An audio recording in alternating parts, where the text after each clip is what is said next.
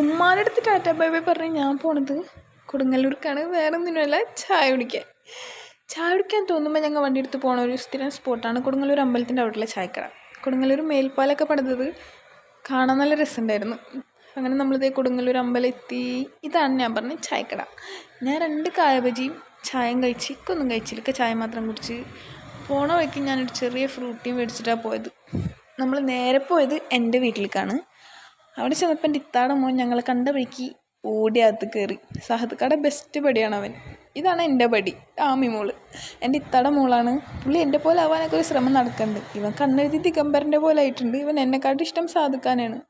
സാധുക്കാനായിട്ട് ഇങ്ങനെ കളിച്ച് ചിരിച്ചൊക്കെ ഇരിക്കാനൊക്കെ അവന് ഭയങ്കര ഇഷ്ടമാണ്.